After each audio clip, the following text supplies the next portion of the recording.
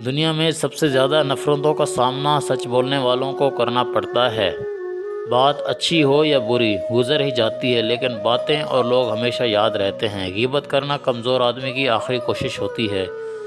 मुनाफ़िक़त भी मुँह की बदबू की तरह होती है। अपने का पता नहीं चलता, दूसरे की बुरी लगती है। नीयत साफ़ हो जाए तो नसीब भी बदलते देर नहीं लगती।